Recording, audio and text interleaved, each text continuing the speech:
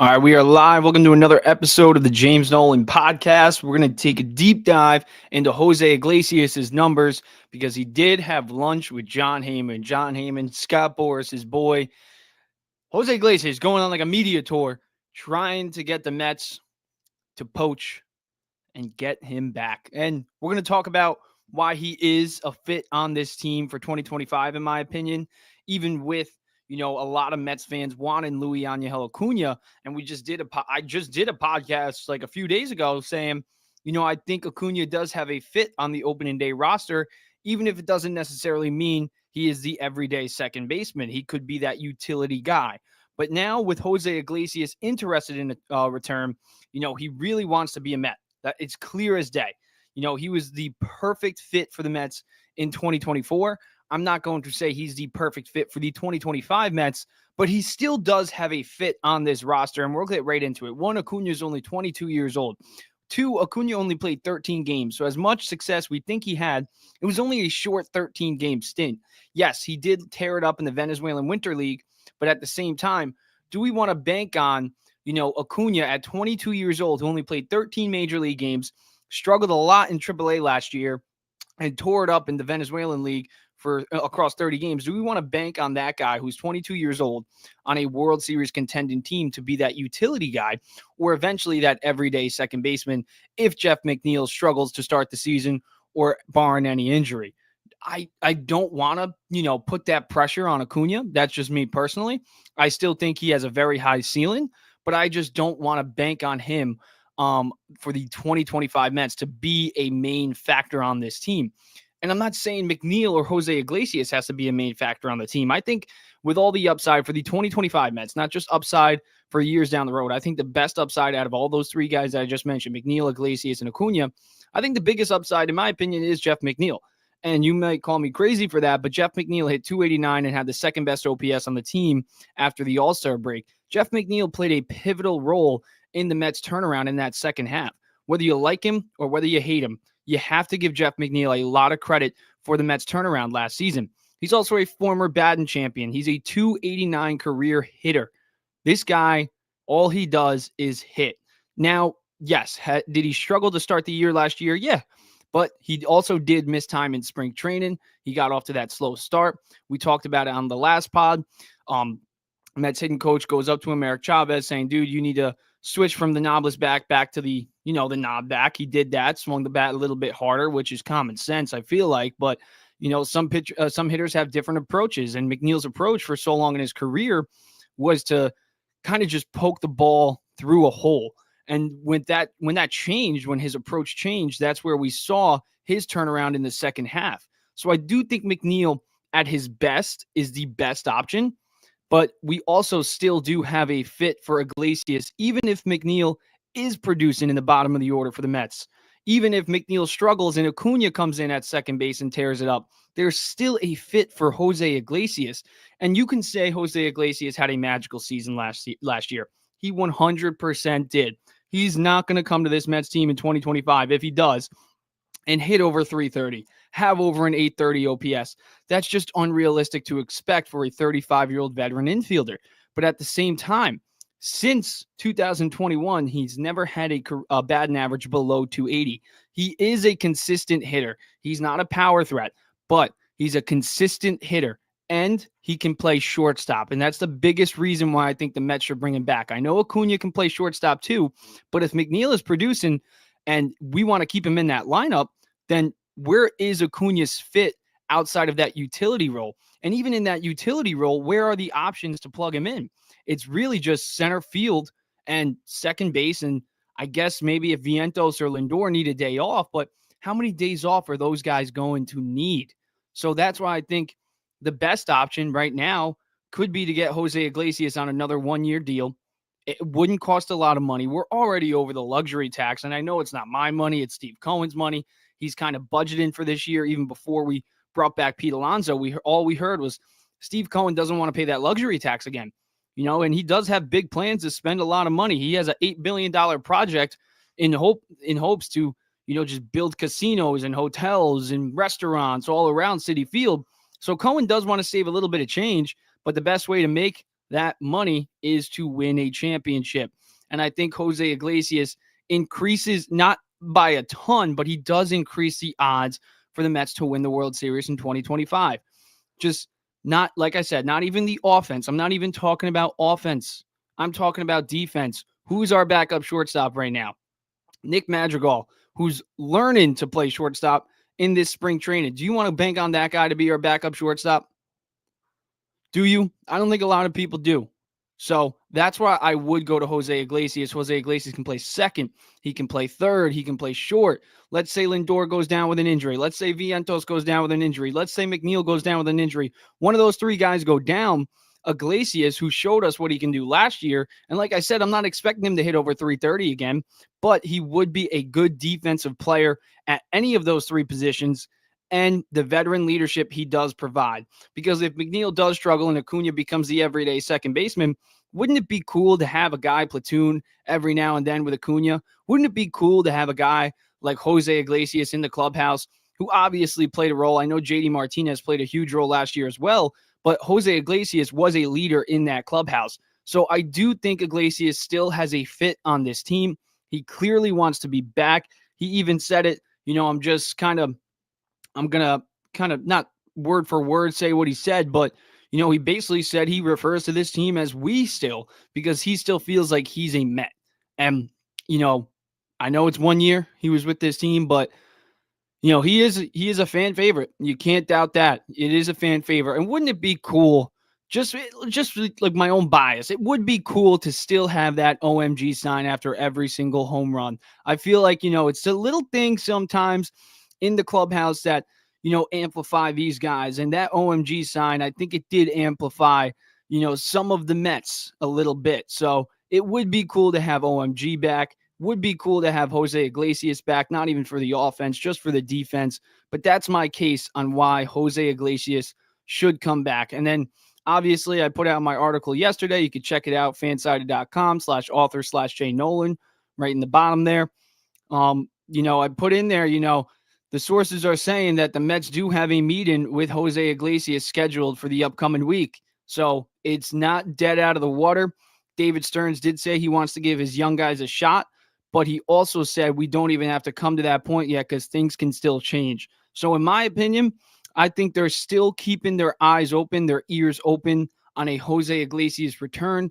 All that matters right now, it seems, is the money. If he wants a multi-year deal, he's not coming back to the Mets. We know David Stearns is not going to hand out a multi-year 2 or 3 year deal to a 35-year-old hitter. Well, even though he's great defensively, I think he's better defensively on the offensive side. That's clear as day. But he's not going to give him a 2-3 year deal. So if Iglesias wants that 2 to 3 year deal, he's got to kiss the Mets goodbye. He's going to have to middle with himself. Kind of like what Alonso did. He has to meet in the middle and take a 1 year deal with the Mets if he really does want to return, because I think the Mets are definitely open to it. But like I said before, all that factors in is the money and the years. If they can get him for a 1 year deal, less than $3 million, I think it's a no-brainer. We need that backup shortstop for Lindor.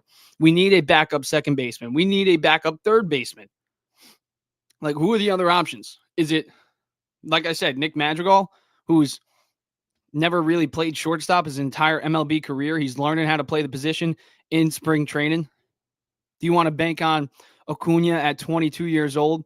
Even though he did have a good run last year, it was only 13 games. Do you want to put that pressure on a 22-year-old kid? I don't think you do.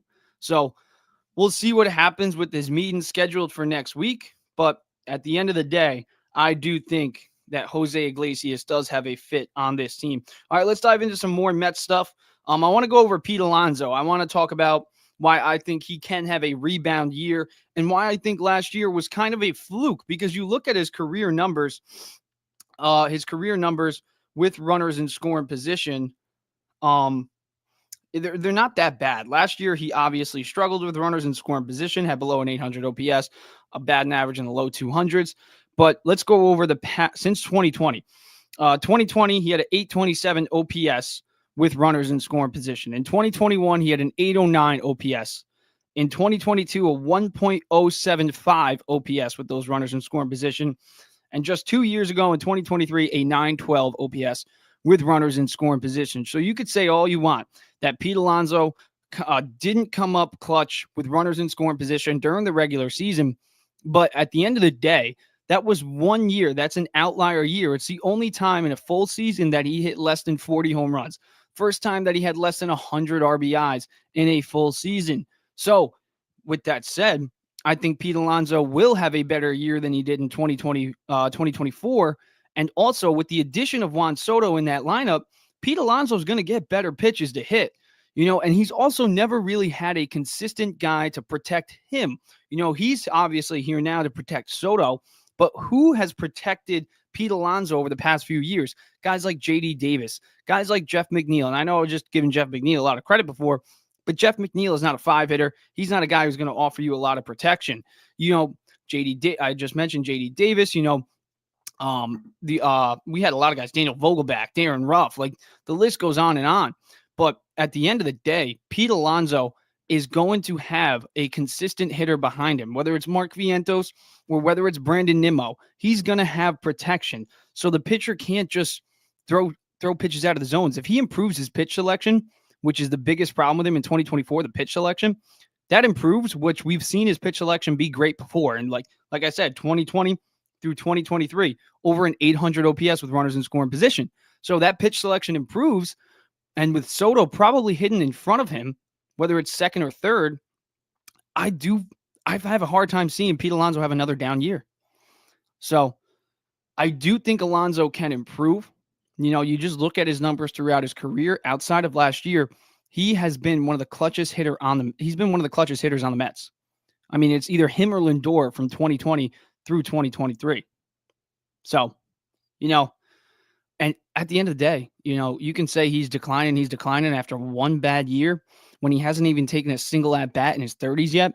I have a hard time seeing him decline again. He's not going to decline. So let's see what Alonso can do this year with Soto in the lineup. I'm definitely excited for it. We'll see what happens. But, Soto did come to spring training today too. Let's mention that a little bit. Soto in spring training hit a bomb to center field. Bad in practice. But it's bad in practice. Nothing too crazy. But, just seeing Juan Soto in the blue and orange, it got the bucket hat return for the pod because Juan Soto's a Met, which means the bucket hat returns, baby. But yeah, I mean, you look at Juan Soto's numbers, he's going to make everybody improve in this lineup. Assuming he hits second, right? Let's say he hits second. He's a guy who draws a lot of walks, right? Who was hitting in front of him? Francisco Lindor, who was the best leadoff hitter in baseball last year. Hit over 300, had over an 800 OPS, had over, I think, like 25 home runs out of the leadoff spot. So Lindor, in that leadoff spot, hidden in front of a guy like Juan Soto, who gets on base a lot, obviously, out of that leadoff spot. When he's on base, he's a threat to steal second. And just common sense, you don't want to throw off speed when you got a guy like Francisco Lindor on first because that just gives him more time to steal that base. So, that said, Juan Soto's also going to see a lot of fastballs when Lindor is on first base. And we know what Juan Soto can do to fastballs. He can nuke them. So, I think Juan Soto, everybody wants to talk about, oh, well, he had his best year with Aaron Judge in that lineup. I get it.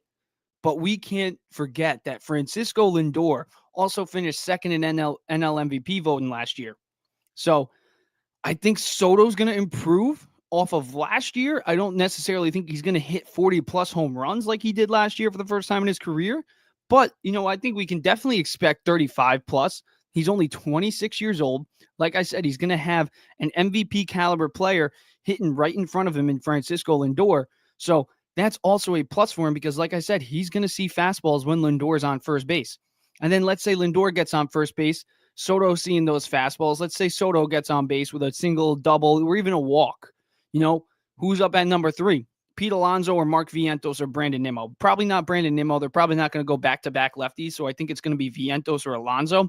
I'd personally like to see Alonso because, if you have first and second no outs with Alonso up to the dish, you walk him, then you got bases loaded for a guy like Mark Vientos or even Brandon Nimmo. So that's also going to play a factor there too with those guys behind Juan Soto. But even Francisco Lindor, I mean, do you want to give him good pitches to hit when you got, do you want to give him good pitches to hit with Juan Soto right behind him? they're going to be very cautious with Francisco Lindor now. And we all know Francisco Lindor has excellent pitch selection. So as long as Lindor's pitch selection stays the same, I think his on-base percentage is going to improve a ton. And two, you don't really want to walk him, because if you walk him, like I said, then you got to pitch Soto fastballs because Lindor can just steal second. So, I mean, this Mets lineup, the way it's shaping up, I think it's perfect. The bottom of the order, like I said on last pod, it's Francisco Alvarez, who's the wild card X factor. Obviously, if Jeff McNeil, like I said before, if he plays great, if he has a full year like he did in the second half of last year, where if he's a shade of his 2022 self, which I think he's going more of the power route now than just the slap ball hidden route, which is nice to see. You do want to see him hit the ball a little bit harder. But the wild card X factor is Francisco Alvarez, who's been talking about this Mets lineup as the best in baseball. He said it's better than the Dodgers lineup. And that's a very hot take, but I love the confidence. He's only 23 years old. He was the number one prospect in baseball just a few years ago. So I do expect Francisco Alvarez to finally have that breakout year. What does that breakout year look like? I have no clue. But we can't forget, in 2023, during his rookie year, he had 25 plus home runs. So that's another big factor too. But yeah, I got to break up my dogs real quick. It seems like they're trying to go after each other. We'll shake the treat bucket. But dude, like, Francisco Alvarez really has the potential to be a game changer in this lineup, because if he is a 25 plus home run hitter, even if he gets on base, just let's say a 330 on base percentage, which isn't even too high.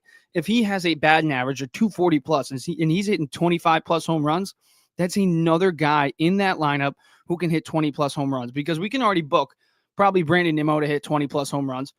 If we can book Francisco Alvarez to also hit 20 plus home runs, then you got to factor in Lindor and Vientos. They can hit 30 plus home runs. Vientos hit 27 home runs in just 110 regular season games. And then Juan Soto, probably I'd say 35 plus. And then Pete Alonso, like I said before, I expect him to have a better year with Soto in the lineup. And I feel like last year was an outlier. I see Alonso also hitting 40 plus home runs again.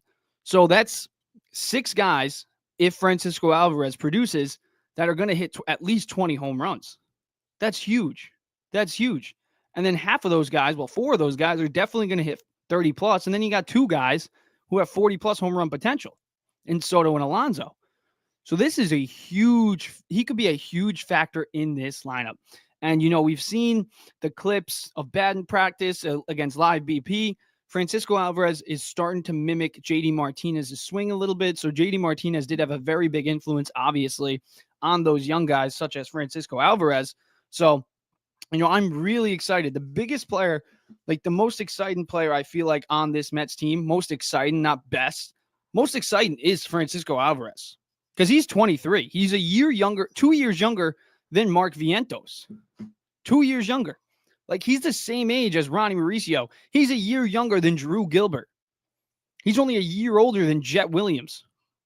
So, he is ahead of schedule kind of, but, he does need to produce. He does need to produce, because if he doesn't, if he has a year like he did last year, and I know he was hurt, but if he does have a year like he did last year, people are going to start having that conversation on whether or not Francisco Alvarez is the best option at catcher for the Mets.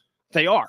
But at the same time, he is that wild card X factor, because his ceiling, I think, even in 2023, when I was doing pods, I was talking about Francisco Alvarez. He could potentially turn into the Mets' best hitter. And he still could, considering he is only 23 years old. I'm not going to say he's going to be the best hitter anymore, because obviously Francisco Lindor is MVP caliber. Juan Soto, same thing. And he's only 26. Pete Alonso, like I said, I expect him to hit 40 plus home runs again. And then Mark Vientos, obviously last year showed us that he is an all-star caliber third baseman. So Francisco Alvarez, though, man, he's that wild card X factor. He is, man. And I'm excited to watch him. He's definitely the guy I'm going to be watching, not obviously all of them evenly during the games, but, I'm going to really have my eyes glued to Francisco Alvarez's at-bats. And the biggest thing for him is pitch selection. It's pitch selection. We've seen same thing with Pete Alonso, very similar to Francisco Alvarez. Alvarez obviously a little bit worse, but his pitch selection has been probably awful. But, I mean, if he's learning from JD Martinez with the swing, if he can improve that pitch selection, JD Martinez had spectacular pitch selection, then I do think Alvarez is going to produce at a high rate in 2025. So we'll see. Only time will tell. But, I mean, this Mets team, I mean, this lineup is really shaping up to be elite. Raul, what's up, man? Let's go Mets. We got the bucket hat bat, baby. We got the bucket hat bat. All right. Let's talk about the bullpen. The bullpen, Drew Smith, we brought him back, but he's probably not even going to pitch in 2025. So, coming off that surgery, I don't expect him to even pitch in the second half. But they got that club option, so we're probably going to see him in 2026. But outside of that, Mets have made great bullpen moves. I mean, bringing in A.J. Minter, who's starting to ramp up a little bit. Probably not going to be ready for opening day, but he'll probably be ready by, I would say, mid-April. A.J. Minter, I think, is a perfect sign-in for this Mets team. He's had a very successful career in the NL East for 8 years with the Atlanta Braves, left-hander, and he's not just a lefty specialist like Jerry Blevins was in 2015 and 2016. He is a good pitcher against right-handers as well. And he's also got great career numbers against Bryce Harper, which is huge to have a guy that can go right toe-to-toe against Bryce Harper. But I love the addition of A.J. Minter. I love bringing back Ryan Stanek, and Edwin Diaz is the wild card X factor in this bullpen.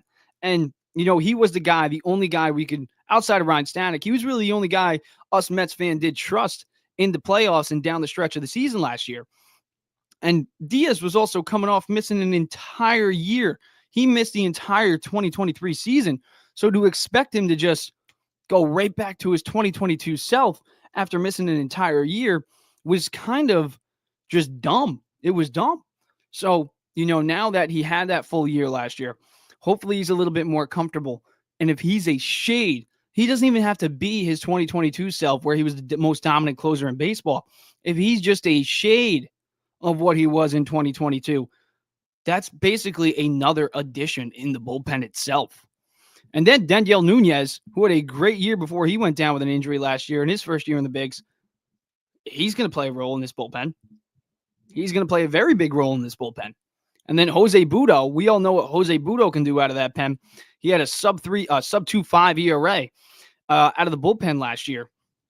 I believe he had a 2.60 ERA overall between starting a few games and then obviously becoming that, not main bullpen guy, but main long reliever for the Mets. And that's a huge piece to have, a long reliever, because let's say a Clay Holmes or a Frankie Montas or even any of the guys in this Mets rotation. We're going to get into this Mets rotation too. Having a guy like Budo really does help. And then obviously Reed Garrett, that hard-throwing right-hander. He's going to be nice to have in the pen if you put him in the right spots. He had a great first half of the year last year. But I do like this Mets bullpen. I do think they're done with the bullpen moves, although there are some guys who I wouldn't mind the Mets trying to bring here. One specifically is David Robertson. If there was one more move to make outside of Jose Iglesias, like I said, if you want to listen to my Jose Iglesias take, you can scroll up a little bit. But I would love David Robertson back on this Mets team. One, I think he wouldn't be pricey. I think he'd come for cheap. He'd be another guy that you can have in there in that bullpen. And last year he had 99 strikeouts with a 3.00 ERA, flat 3 ERA. And we all know what he did with the Mets in 2022. Across 40 games with the Mets, he had a 2.05 ERA. In his last, since 2021. Let's take a look at his numbers. He had a 4.5 ERA in 2021, so that's going to inflate it a little bit. But 2022, overall, 2.40 ERA. In 2023, 3.03 ERA. And then just this past year in 2024, a 3 ERA. So since 2021, overall, he's had a 2.92 ERA. I want that guy in my bullpen if we can get him for cheap. He's still a free agent. We'll see what happens with him, where he does sign. But, I would love to have him back. So if there's one more addition that we can make to that bullpen, I would do a guy who's proved he can pitch in New York, not only with the Mets, but for years with the Yankees. I would love Robertson in this bullpen. I think he would be a great fit. And then imagine that back end. You got David Robertson, A.J. Minter, and Edwin Diaz. And then you still have Daniel Nunez. You still have Reed Garrett. You still have Jose Budo, potentially Tyler McGill going to the bullpen. And I think Tyler McGill would be a very great reliever. He's a hard-throwing right-hander. I feel like his velocity would increase if he's pitching less innings. And then 2, his numbers through the first time through the batting order, they're phenomenal. They are phenomenal. He really struggles when he gets that third time, even sometimes second time through the batting order. That's where we see McGill struggle. But we'll see what happens. I love the bullpen. I love the lineup. Now let's get into the shaky part, the starting rotation. Now the starting rotation, got to take a sip of the coffee there because, it's stressful. It's stressful seeing this starting rotation, but I said on the last pod, I'm not going to be opposed to this starting rotation until it shows me I should be opposed.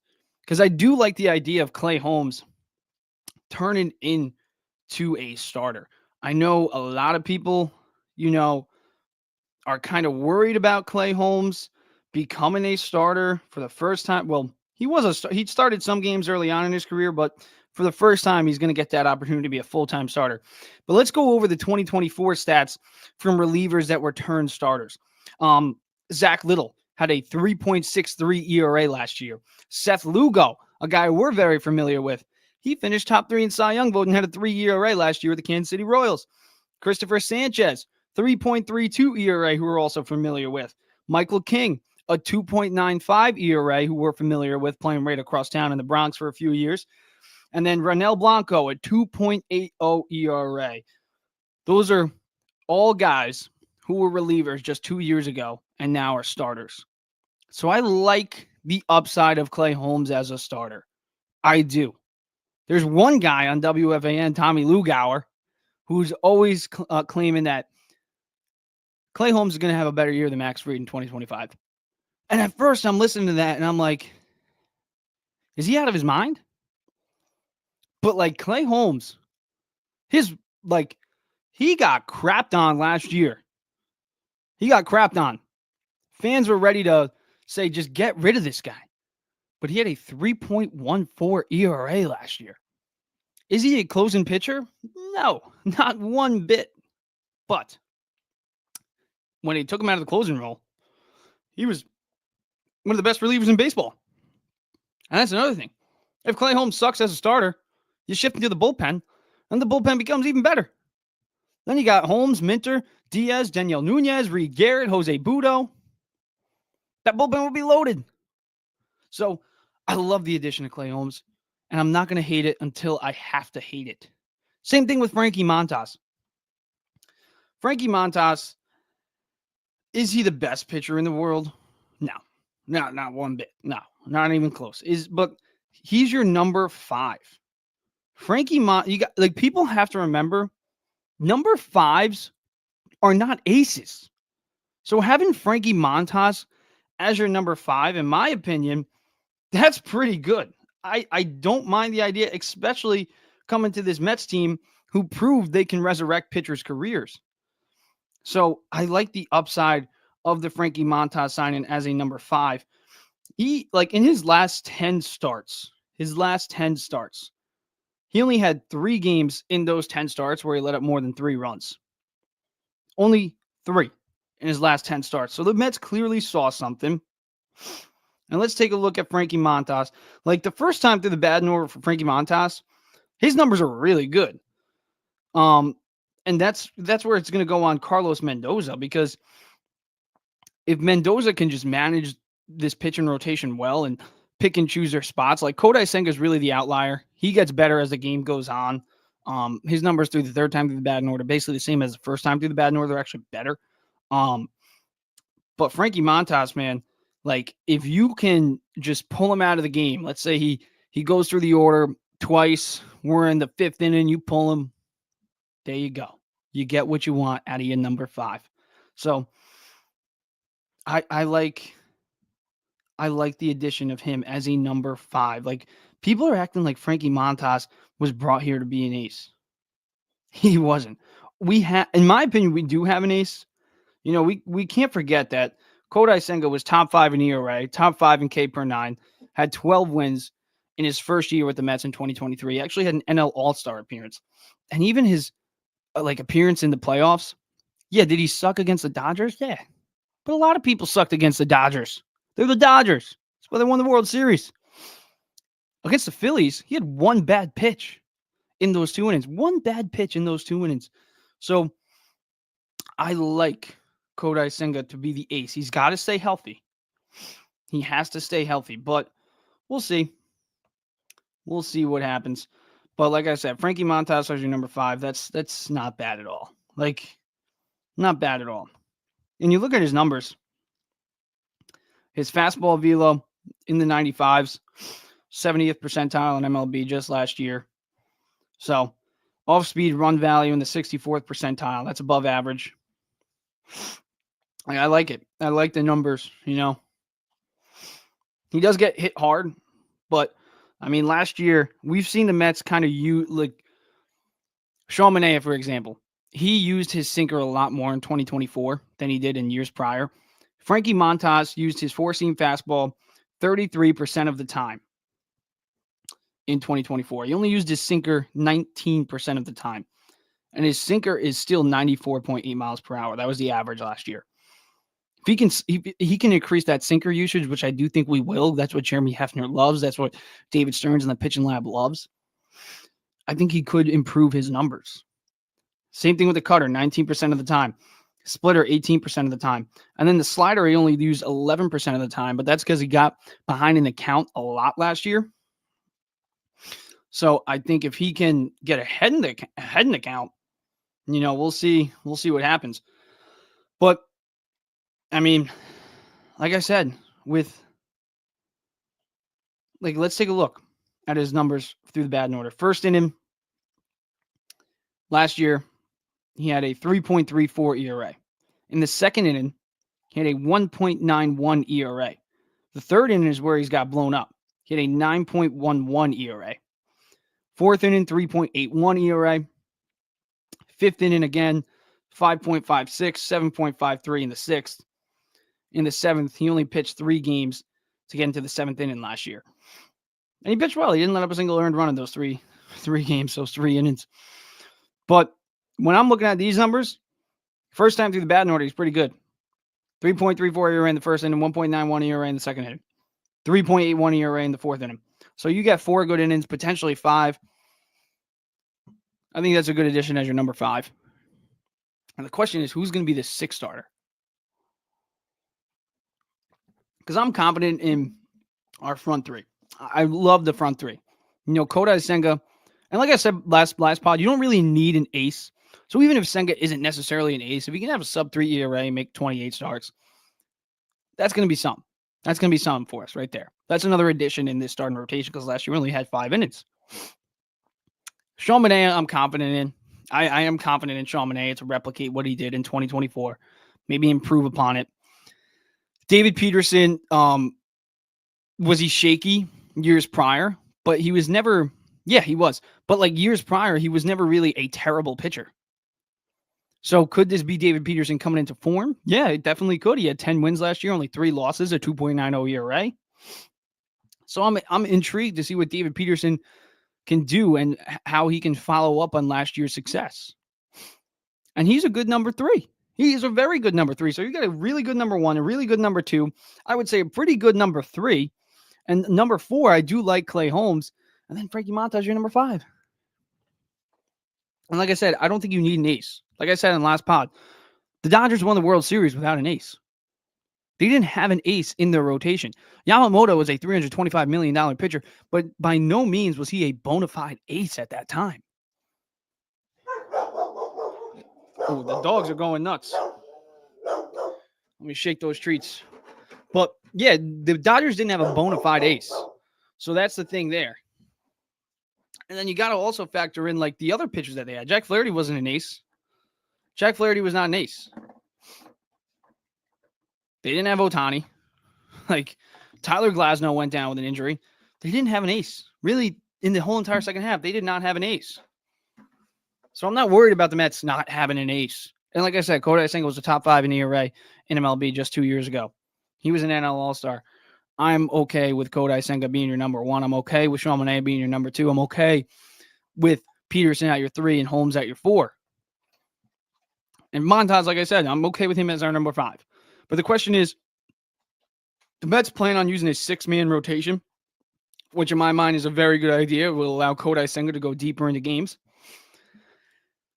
But who is that 6-man? Is it Griffin Cannon? Is it Tyler McGill? Or is it Brandon Sproat? And now Brandon Sproat's the guy we got to keep an eye on in spring training. Because I do think at 24 years old, he'll be making his MLB debut this year. The question is, do you have him start the year in the bigs? I think if he has good spring training performances once the games begin, then we can really start questioning, do the Mets just want to give him that 6th spot, roll the dice? Because if he pitches well in spring training and he comes in this rotation, that's upside right there in that rotation. Right there. I'd much rather have, Sproat than a Griffin Cannon or even a Tyler McGill. But that 6th spot is up for grabs right now. And I do think Sproat is in that conversation right now. I will say that. He is definitely in that conversation to snag that 6th spot. We'll see. We'll see what happens. Only time will tell. But I am excited for this season. We're going to take a quick break, and then we are going to hop into some Yankees talk. So stick with me. We'll be right back, getting into Yankees, also getting into some Jets, some Giants, and then, of course, the team that's playing right now, baby. Well, not right now. The New York Knicks, coming off Jalen Brunson's terrible 3-point contest performance. But you know what? He's been the clutchest player in basketball all year. You got to cut him some slack. All right, we'll be right back on the James Nolan Pod. Thank you guys for watching, whether on X, YouTube, or Facebook. If you want to hop over to YouTube and watch, I'd really appreciate that. But we'll be right back. Stick with me. Last 80 games of 2023, 284 batting average, 15 home runs, 44 RBIs. If we get that Lindor for a full year, and now I'm not saying last year he didn't have a all year. Look at the numbers. Last year, 2023, Lindor was a top shortstop. He was an all MLB shortstop. 30-30. He was a beast. But in the last 80 games, the second half, that's when Lindor really turned it up. If we get that Lindor for a full season, the Mets are going to make the playoffs. They're going to make the playoffs. And Lindor will be an MVP candidate. He has MVP potential. I've said it since the Mets have traded for him. Francisco Lindor has the talent, has the ability to win an MVP. He is that good. But he's inconsistent at times. I cannot ignore that. But over the last 80 games of 2023, he was pretty consistent. And he was probably the best, second best, right after Corey Seager. But he was arguably the best shortstop in all of baseball the last 80 games. That's what Lindor can be. And if we get that for a full year, not only will he be an MVP candidate, but the Mets will be in the postseason. He's that good. Lindor is that good. Now, I'm not saying he's going to win the MVP, but I've been saying it since we've traded for him. He has it in him. He does have it in him. Last year, undoubtedly his best year. Second half, he was the best shortstop in baseball. We get that for a full year. Mets are going to the playoffs. Let's go over to the DH, and then we'll get into the Yankees. Jorge Soler wants at least 3 years. If he wants 3 years and he's going to get 3 years, stay away from it. Last year, he was great, 30-plus home runs. Probably had the best year of his career. But he's also 31. He's had 11 years. It took him 11 years to have that type of year. I'm not saying that he's going to have that year for the next 3 years. I would stay away. So that gets me into my next guy, J.D. Martinez. I wrote a piece on it just last week. J.D. Martinez is a perfect fit with the Mets. Perfect fit. You got guys like Vientos. You got guys like Beatty. You got guys like Francisco Alvarez. You got all these young guys that you want to have them make an impact for the Mets eventually in the future. Not only can J.D. Martinez help you now, but he's not going to take away at bats from those guys, one. And two, he could help those young guys. And he could be the DH for this year. He could help the Mets in 2023. That's really the simple answer. Why is he a perfect fit with the Mets? Because he would help them win in 2024. Down the road, is he going to affect the Mets? No, because it would only take a 1 or 2 year deal. The guy's 38. And guess what? I'm not going to say he's washed because guess what? He's 3 years in a row. He's made the All-Star team 3 consecutive years. JD Martinez is the furthest thing from washed up. Just last year, 33 home runs, over 100 RBIs, 271 batting average. Lindor, Alonso, JD Martinez, Francisco Alvarez. 4 guys right there who have 30-plus home run potential. He makes the Mets lineup a playoff lineup. Mets, go out there and sign JD Martinez. Complete this lineup. What do you guys think? Should the Mets sign JD Martinez? I think he's a great fit here. But then again, I'm not David Stearns. So only time will tell. Spring training starts tomorrow. So I don't think he's going to get signed before spring training, but before the regular season starts, they got to figure out what they're going to do with the DH. Is it Vientos? Is it Beatty? Or do they go out there and they get a veteran like JD Martinez who would help them win in 2000?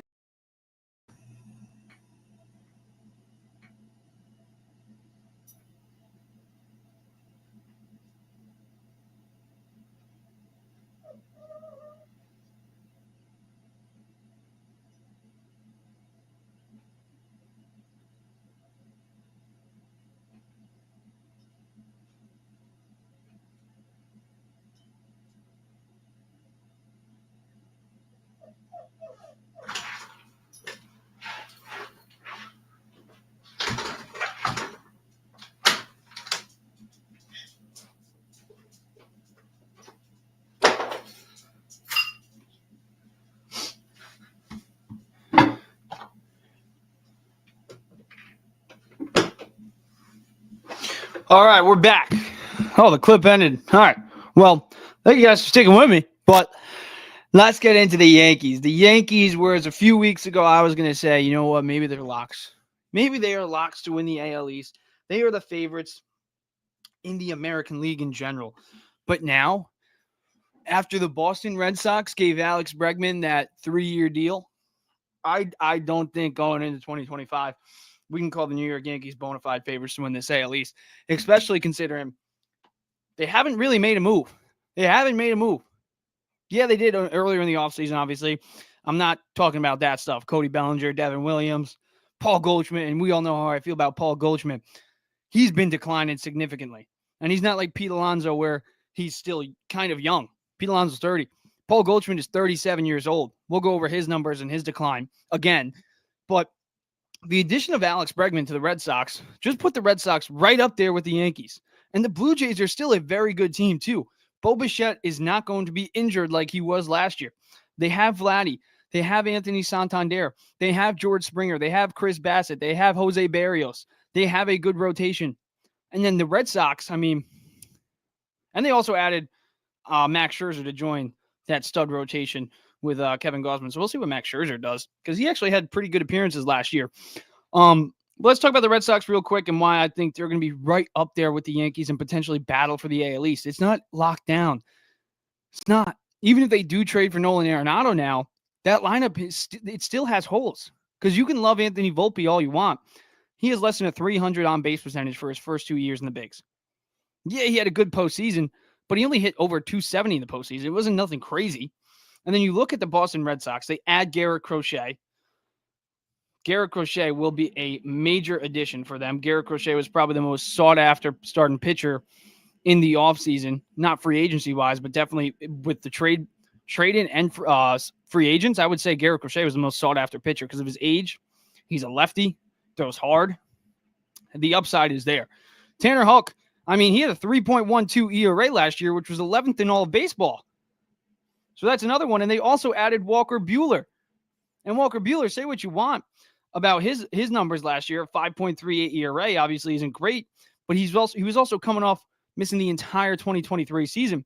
So if he gets back to his old self, where he's got a career 3.27 ERA, where in 2018, 2.62 ERA, 2019, 3.26, 3.44 in 2020, 2021, 2.47. This is going to be a guy who's another great addition for the Red Sox. And then obviously the lineup. Jarren Duran is one of the most intriguing outfielders in the game. He had 21 home runs last year. He had an 834 OPS, which was 22nd in all of baseball. He had a 285 batting average, which was the 17th best batting average in all of baseball. We all know he can play great defense. And then obviously Rafael Devers, he's still there. He's not going anywhere. He had 28 home runs last year, 272 batting average, and 871 OPS, which was 13th in baseball. And now they obviously had Alex Bregman. And Alex Bregman, even though his numbers weren't great last year, in the second half, Alex Bregman really turned it on. Alex Bregman showed that he's still that Alex Bregman. Last year, he hit 26 home runs, had just over a 760 OPS. But you look at his numbers, Alex Bregman's numbers after the All-Star break, which was what, July 16th? Let's take a look at the exact numbers. He had a 266 batting average after July 16th with 14 home runs, 28 RBIs, and 32 runs scored. And if you take a look at his numbers in his last, let's go like 40 games, they're even better.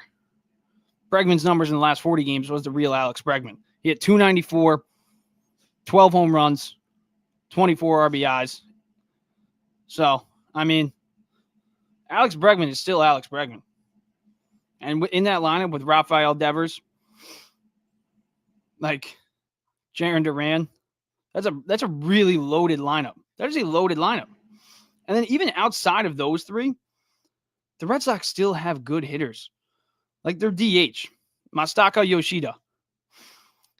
Masataka Yoshida had a 765 OPS with a 280 batting average last year. That's another great hitter. The Red Sox have a better lineup than the Yankees. That's just my opinion. Maybe I'm wrong. But who do the Yankees have outside of Aaron Judge? Cody Bellinger, who hit 260 last year. And he does get hurt a lot. Giancarlo Stanton, who we know he's going to get hurt at some point in the regular season. Paul Goldschmidt, who's been declining heavily since 2022 when he won the NL MVP. Jazz Chisholm. I mean, yeah, he had a great run with the Yankees. And maybe that was just that change of scenery that he needed. But his numbers throughout his career don't suggest he's going to do that again. I mean, he's a career 249 hitter. So, like, they took a big loss losing Juan Soto. Like, that was huge for them. I don't think a lot of people are downplaying that loss. You had the best hitter in baseball in Aaron Judge and probably another top 5 hitter in Juan Soto. I'm not going to call him the second best because obviously Ohtani, Bobby Witt, they exist. But he's still arguably a top 3, top 4 hitter in baseball. And they just lost that guy. And yeah, I mean, Max Fried, great addition. Great addition for 2025. I don't love the contract, but still a great addition for the 2025 team. Devin Williams, I love that addition. Like, their bullpen is elite, no doubt about it. Luke Weaver, Tim Hill, bringing him back was huge. Jake Cousins, they got a really good bullpen, really good starting rotation, but it's also kind of a questionable rotation because Carlos Rodon is getting paid. He has a $160 million contract. He was brought here to be that co-ace with Garrett Cole, and obviously he hasn't, and that's why they had to go pay Max Fried to begin with. So we'll see. And then you got Marcus Stroman with his comments saying, "Oh, I'm not a reliever. I'm only a starter." Well, your numbers don't suggest that you're a very good starting pitcher because last year in the last 15 games, he had over a 5.5 ERA. So, I mean, and then Aaron Boone, we all know Aaron Boone. He's going to throw him in that rotation. They're going to make it a 6-man rotation with a terrible Marcus Stroman. But the Yankees, they're no longer favorites in my opinion. They did not make enough moves. Like, they could have added Alex Bregman. If they added Alex Bregman, then the Yankees are clear-cut favorites in the AL East and probably the American League. But now that another team in your division added Alex Bregman to join Devers, to join Jaron Duran, to join Yoshida, even Wilyer Abreu, man. Wilyer Abreu last year had a 781 OPS, 58 RBIs, and 15 home runs. He's going to be hitting at the bottom of the order. The Yankees' bottom of the order sucks. It sucks. Leading off, I don't know who they're going to lead off. Probably Jazz. Then you got Judge. Then you got Cody Bellinger. And then who do you have after that? I mean, they're in love with Austin Wells. I know a lot of Yankees fans are in love with Austin Wells. Austin Wells last year hit 229. He hit 229. Anthony Volpe, like I said, he hasn't done squat on the offensive end. He's a 228 career hitter. So the Yankees' bottom of the order flat out sucks. I'm not even going to sugarcoat it anymore. Their rotation is great. Yeah, don't get me wrong. But is Garrett Cole going to be the Garrett Cole we all know at 34 years old? Is Garrett Cole going to be the Cy Young caliber Garrett Cole? Because last year in 2024, he was not. In 17 games last year, I know the injuries obviously probably played a role in it. He had a 3.41 ERA. Yeah, 3.41 ERA. So are you confident in that guy? He's only had a sub-3 ERA also with the Yankees just twice in his career. So, I mean, he's aging, man. He's aging. I know he won a Cy Young in 2023, but, dude, he's 34 years old. The injuries caught up to him last year. We'll see what he can do, but, I mean, like I said, you can't have Garrett Cole and Max Fried carry you. Because I know everybody also loves to talk about Louis Hill and how he won the AL Rookie of the Year, and I get it. I like Louis Hill. I got to give him credit that he won that AL Rookie of the Year. But look at his numbers in his last 15 games. His numbers in the last 15 games last year, they weren't great by any stretch. He was 6-4 with an ERA of 4.26. That's their number 3. I think the Mets have a better number 3 than the Yankees. They do. And that's just not me trolling. That's just me being quite honest. I think I'd rather have David Peterson than Louis Hill. He dominated in the first half, but in the second half, no, he did not dominate. He was not the Louis Hill of the first half by any stretch. So, and then they're number 4. I love Clark Schmidt. I think Clark Schmidt, you really can't hate on Clark Schmidt. I mean, Clark Schmidt last year, he was just what he was, a 2.85 ERA. He was good. But then again, the year before in 2023, across 33 starts, he had a 4.64 ERA. So we'll see what Clark Schmidt does. Is he going to be last year's Clark Schmidt, or is he going to be what he's been throughout his entire career? Because from 2020 to 2023, 2020, 7.11 ERA, 5.68 ERA in 2021, 3.12 ERA, but that was also out of the bullpen in 2022. And then in 2023, 4.64 ERA. Before 2024, he had a 4.36 career ERA. So what Clark Schmidt are you going to get? That's also going to play a role. And if Cole or Fried goes down, then everybody jumps up the ladder. Then Marcus Stroman is undoubtedly in that rotation. And like we said, Marcus Stroman had over 5.5 ERA in his last 15 games. So the Yankees by no means are favorites. Like outside of Aaron Judge, there is no bona fide guy that you're going to go into 2025 and say, I'm confident not only will he be an all-star, but he'll be an MVP caliber player. Outside of Aaron Judge, you can make a case that they don't even have another all-star on the team. Because if Max Fried goes down, he's probably not going to be an all-star. Same thing with Garrett Cole. So we'll see what happens with this Yankees team. But with the way that the other teams look in the AL East, like I said, the Boston Red Sox, they had a much better offseason.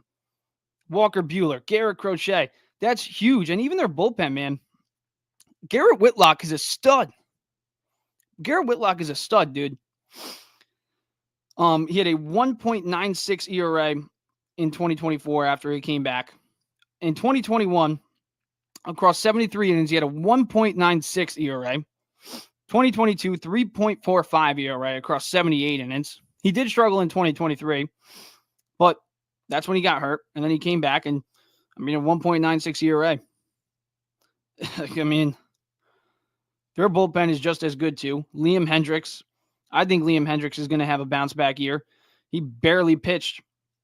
He barely pitched last year. But, you look at his numbers throughout his career. He's got a 3.82 career ERA. Last time he had a full season was 2022, where he had a 2.81 ERA. 2021, 2.54. 2020, 1.78. 2019, 1.8 ERA. That's a big addition as well for the Red Sox. Red Sox had a great offseason. And then we'll flip it to the Blue Jays. The Blue Jays are also going to be better than I think we expect too. Because Bo Bichette was hurt last year.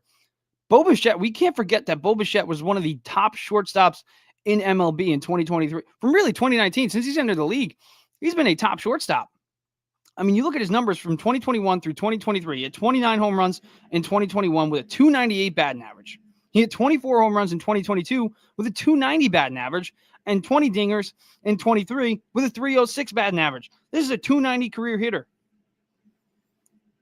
It was the first year in 2024, he had an OPS below 800. And like I said, he was hurt. He only played in 81 games. I expect Bo Bichette to have a bounce back year. Vladdy, we all know Vladdy.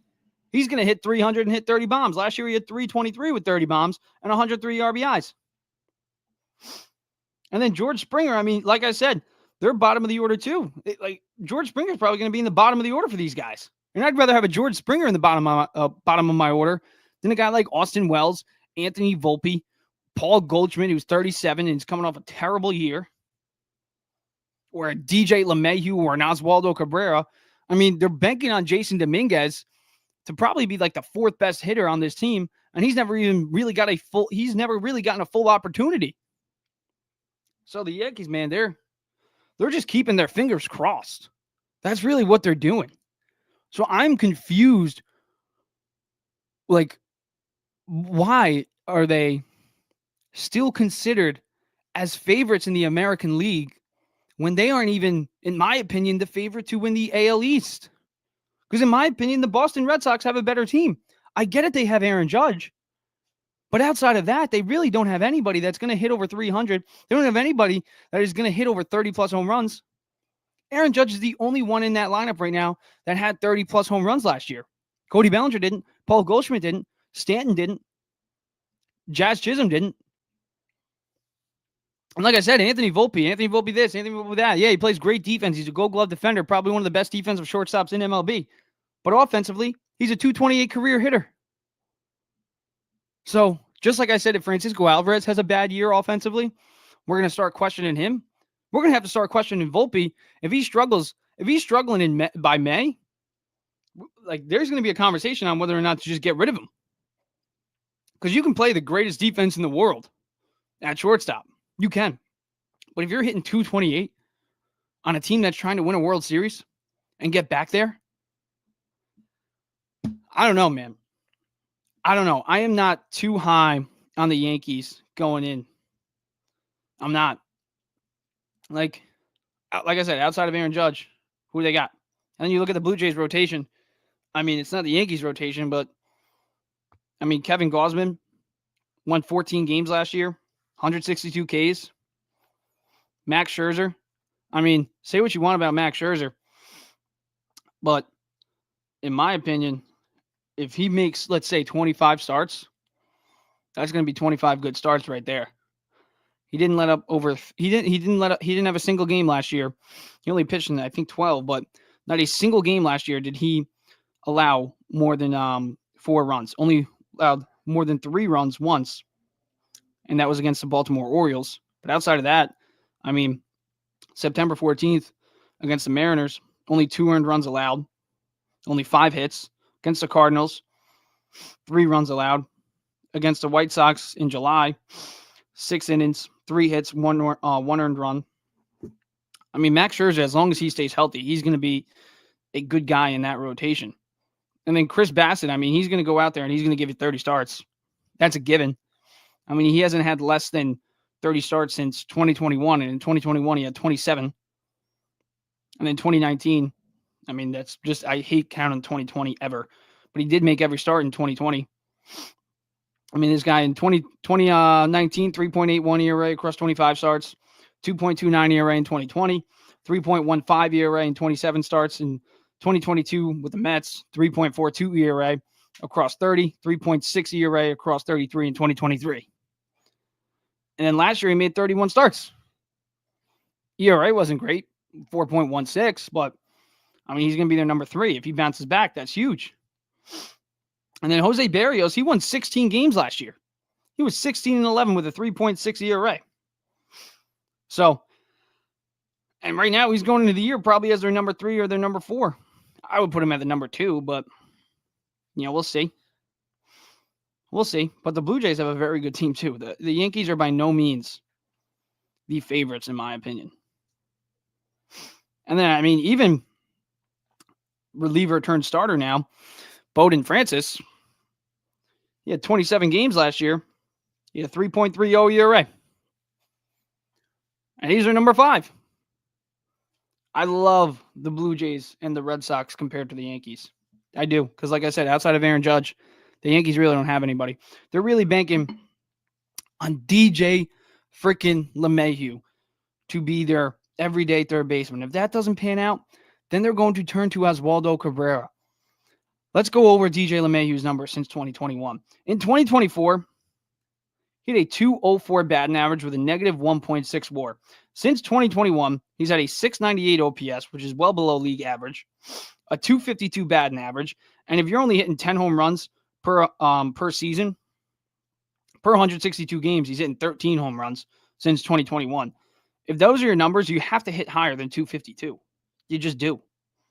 And then their other option at third base is going to be Oswaldo Cabrera.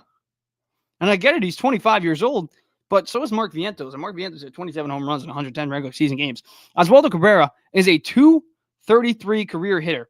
He had a 2.48 batting average, 248 batting average last year. He had a negative 2.7 WAR last year in 109 games with the Yankees. Negative 2.7. So your third basemen are coming off years where they had negative WARs. So you're coming off a year where you were 3 wins away from winning it all, and you're banking on a guy with a negative 1.6 WAR, and then plan B to that guy is a guy with a negative 2.6 WAR. Outside of Aaron Judge, like I said, they do not have anybody that is going to hit 30-plus home runs in their lineup. They don't. And you can look at Cody Bellinger's numbers just last year. If he played every game in the Yankees ballpark, he wouldn't have had 30-plus home runs.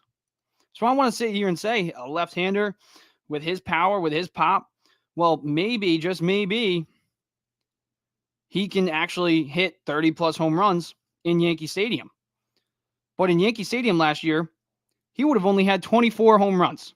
In 2023, he would have only had 25 home runs. So I don't want to bank on Cody Bellinger to hit 30-plus home runs just because he's a left-hander playing in a short porch. Because the numbers show you, even in 2023, where he had a pretty good year, he would have only had 25 home runs in Yankee Stadium. And that's basically who they're replacing Juan Soto with. And then Paul Goldschmidt, don't get me started on Paul Goldschmidt, man. Paul Goldschmidt is coming off a terrible year. He had a 245 batting average. 245 batting average, a 716 OPS. Let's go over since 2022. 2022, 981 OPS. 2023, 810. 2024, 716. Strikeouts are really what's concerning. 2022, only struck out 141 times. 23 jumped to 161. And then just this past year, 173 strikeouts. And then batting average, same thing. 317 in 2022, 268 in 2023, 245 in 2024. I know it's a one-year deal, but also you were 3 wins away from winning it all. And now you're going to Paul Goldschmidt. You're going to have DJ LeMahieu with a negative 1.6 WAR, or Oswaldo Cabrera with over a negative 2 WAR.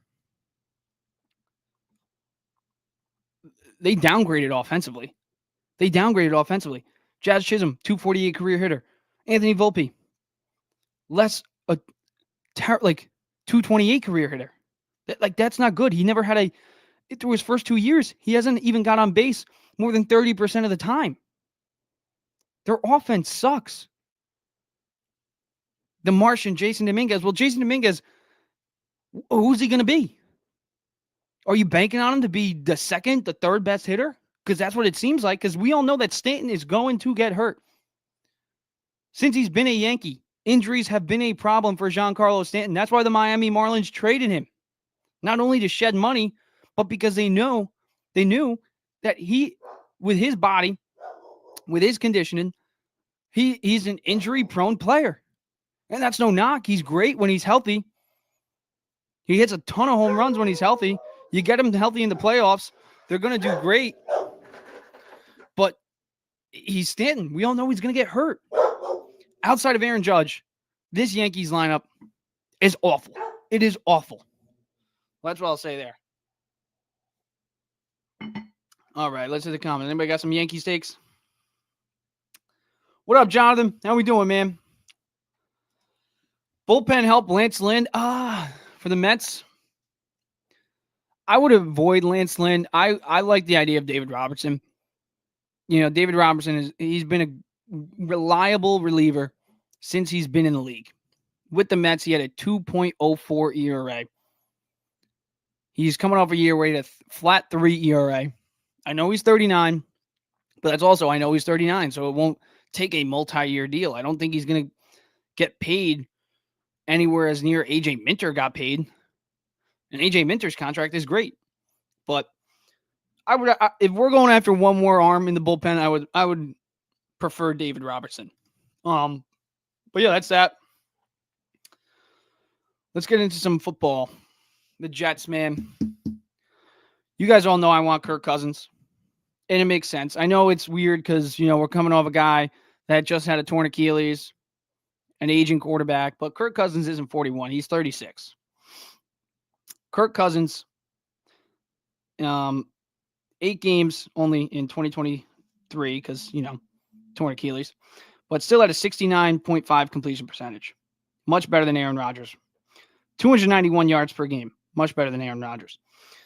In 2024, he had 250 yards per game coming off that torn Achilles. He also threw for 3,500 yards. He had 18 passing touchdowns, and his completion percentage was 66.9. And I think the best part about Kirk Cousins, one, he keeps their slim playoff hopes alive. Because we all know I still think the Jets have talent. They have Breece Hall. They have Garrett Wilson. I want them to draft Will Campbell out of LSU. And then you have Olu, you have Will as your 2 offensive tackles. You got Elijah Vera Tucker coming back. And then you have Joe Tippmann, who played in every single snap on the offensive side last year. That gives you 4 great young offensive linemen. And then you got Kirk Cousins, who would sign on the veteran minimum with Breece Hall, with Garrett Wilson, with Malachi Corley. And then flip to the defensive side. I mean, Sauce is still Sauce. Quentin Williams is still Quentin Williams. Jermaine Johnson will be coming back. Will McDonald, he really popped off this year. He had 12.5 sacks this year. CJ Mosley, I hope we do keep him. You add some secondary help to help out Sauce a little bit, especially with the loss of DJ Reed likely. And you bring in Kirk Cousins, then you can talk about this team as a potential wild card team. Why not? I would love Kirk Cousins. Like I said, the veteran minimum is the biggest part. Losing Aaron Rodgers, it does suck. My dog is going nuts.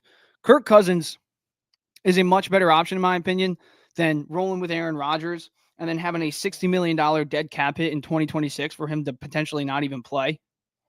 I think it makes all the sense in the world, especially with Muji coming in, taking over as general manager. He doesn't want to be handicapped with dead cap hits for a quarterback. He doesn't. And that makes sense, especially for a guy who's 41 years old. And you can try to make the case that Aaron Rodgers played well. I get it. 28 passing touchdowns as a Jet, 3,800 yards as a Jet. That's something we've never really seen since, as sad as it sounds, since Ryan Fitzpatrick in 2015. And before that, I mean, Chad Pennington was a good stable. But the Jets really haven't had a quarterback like Aaron Rodgers last year, right? But at the same time, Aaron Rodgers lost us a lot of games. I know Greg Zuerlein sucked, and he did lose us some games. But Aaron Rodgers had pivotal turnovers when he could have gone out there and won us the game on game-winning drives. So there's that. 2, he's 41. 3, the money. So with all those reasons, it makes all the sense in the world to just get rid of Aaron Rodgers. Because even if you kept Aaron Rodgers, would we have won more games probably than a guy like Tyrod Taylor or even Justin Fields? Or, yeah, you can make the case Kirk Cousins. But he's not that 4-time MVP anymore. He's not that. With Aaron Rodgers, this team is not winning a Super Bowl no matter what next year. We're not getting past the Bengals. We're not getting past the Bills. We're not getting past the Chiefs. We're not even getting past the LA Chargers. We're definitely not getting past the Baltimore Ravens with Aaron Rodgers as our quarterback in 2025. So what's the point of taking those dead cap hits if you already kind of know that you're not going to win a Super Bowl? Now, Kirk Cousins, like I said, I still want to win a little bit of games. I still want to have that hope of maybe this team can end that playoff drought. And I think Kirk Cousins gives you that hope. And is he a better option? Is he a better player than Aaron Rodgers? You could definitely make the case that Rodgers is a better player. But I'm on the side that Kirk Cousins is probably the better player at this point in their careers. And Kirk Cousins also costs a hell of a lot less. So I would love Kirk Cousins on this Jets team.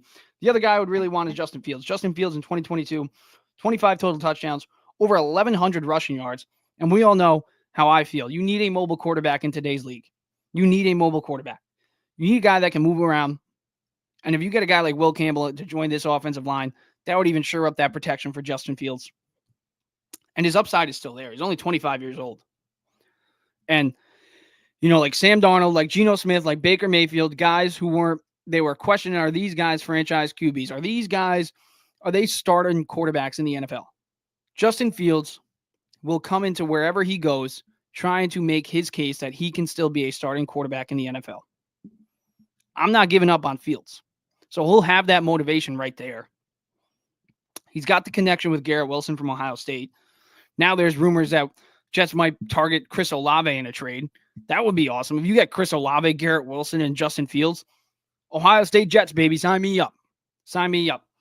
But yeah, Justin Fields, we all know I'd love him. He's probably my number 2 option. And then my number 3 is Daniel Jones. Why? Because Daniel Jones never really had a chance with the Giants. And I call Daniel Jones Danny Doofus. But at the same time, Daniel Jones has had terrible offensive lines outside of Malik Neighbors for like 7-8 games. He didn't have a number 1 receiver ever. And in 2022, I got to give him credit. He got the Giants their first.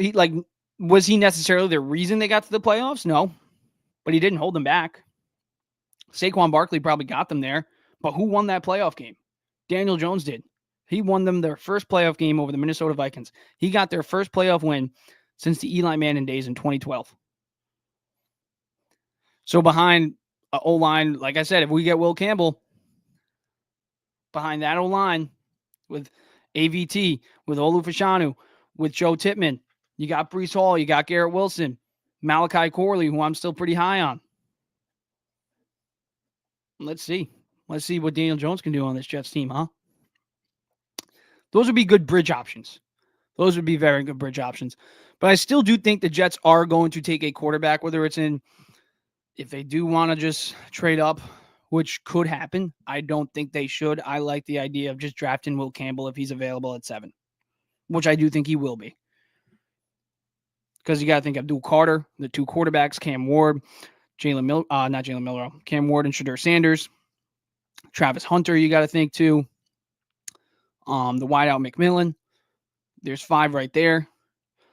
I mean, I do think Will Campbell can slip down to 7. I think it's realistic. And like I said, you need an O-line. Look at the Eagles, man. The Eagles have Jalen Hurts as their quarterback. And by no means is Jalen Hurts talent-wise a top 5 quarterback. I mean, decision-making wise, you can put him up there now. I mean, you got to give Jalen Hurts his flowers. But, I mean, at the end of the day, is Jalen Hurts better than Joe Burrow? Is he better than Pat Mahomes, Josh Allen, Lamar Jackson? Probably not. But what he does have is a great offensive line. Pat Mahomes, greatest quarterback, I think, in this league, no doubt about it. You can make the case for Josh Allen, but I think you're stupid. You're stupid. Pat Mahomes is still the best quarterback in this league, but even behind his O-line, look what happened to him in the Super Bowl. The Eagles were just doing 4-man rushes the whole entire game, and they were still stopping Pat Mahomes. They were causing fits. So you need a good O-line, and that's why I want Will Campbell at 7. Now, second round wise, if Jaxson Dart's available, give me Jaxson Dart. Guy who played in the SEC, probably the best conference in college football. Definitely the best conference in college football. You can make a case for the Big Ten now. But with Ole Miss, 29 touchdowns, 4,279 yards, only 6 interceptions. And we all know he can rush. He's a very good rushing quarterback. But he can also throw the ball. He had a 69.3 completion percentage in his final year with Ole Miss. And even in 2023, 65.1 completion percentage, 3,364 yards, 23 touchdowns, only 5 interceptions. I'm okay with that. I think that would be a good addition. And then you look at his rushing stats. I mean, against Duke, they won 52-0. He had 12 carries for 43 yards. Against Mississippi State in November, 13 carries for 77 yards. against Florida, 14 carries for 71 yards. Now, this guy can move. He's a mobile quarterback. And as much as a lot of Jets fans love Jordan Travis, I don't see Jordan Travis ever being a starter. It was a good flyer pick to take on a kid, 5th round. He's available, yeah. But he's not going to factor into their plans in 2025. We just got to be realistic. He had a setback injury with the foot. I mean, he's coming off that broken leg, obviously, just a few years ago. He's unproven, man. And I wouldn't want to roll the dice with him as my backup. Like, I'd be okay with Tyrod Taylor and Jaxson Dart. I would be okay with that. But what I think they should do, if they don't get Jaxson Dart, I would say Kirk Cousins. But I think the most likely option is Tyrod Taylor. I think he's going to be if I had to gamble on it, I would say Tyrod Taylor is going to be our starting quarterback week 1.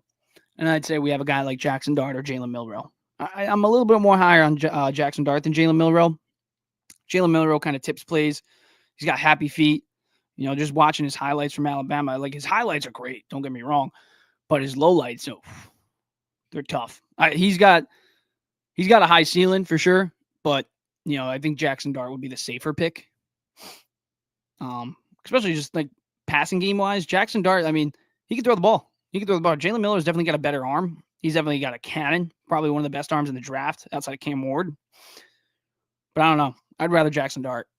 That's just my opinion. But that's what I want to do for Jets quarterback-wise. Will Campbell's available. You got to draft him. Giants, Matthew Stafford. That's picking up steam. And they would be out of their minds to trade for Matthew Stafford, in my opinion. Even if it's a second-round pick. I mean, just look at the Jets, man. They did this. They tried to roll the dice with Aaron Rodgers. He brings in his buddy Devontae Adams. If Matthew Stafford comes over, maybe Cooper Kupp comes over. Like, it's the same thing.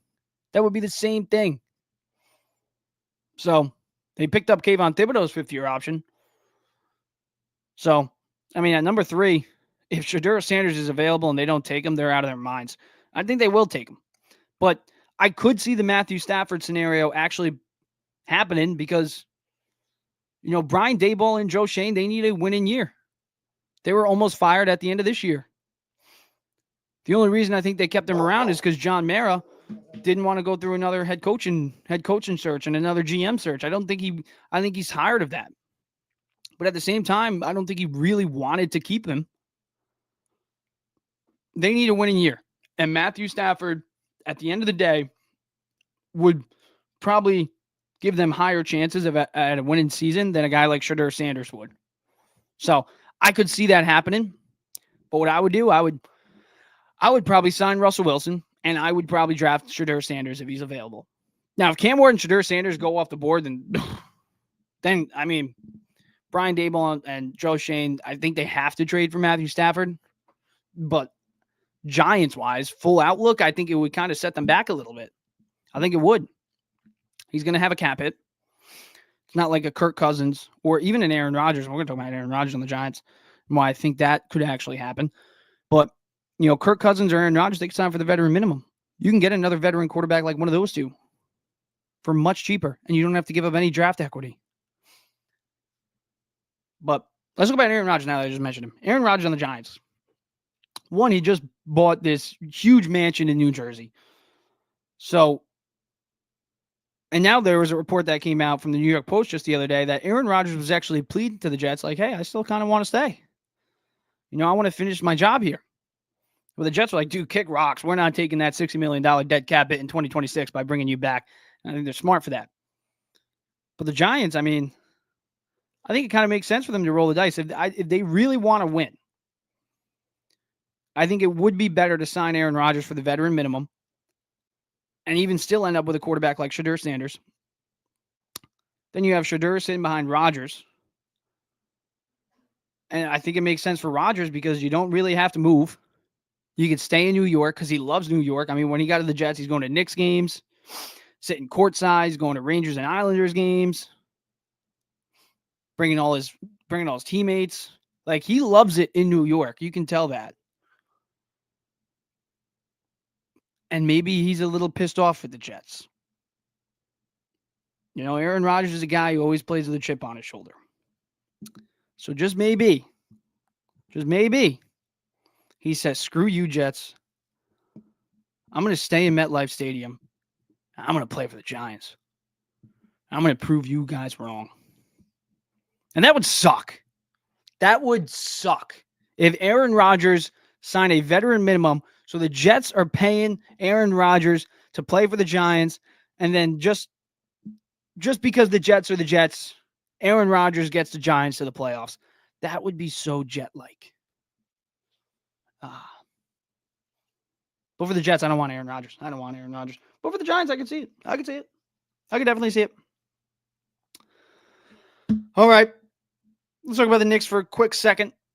Jalen Brunson looked terrible in that three-point contest, but he's still the clutchest player in the NBA right now, so I don't care. I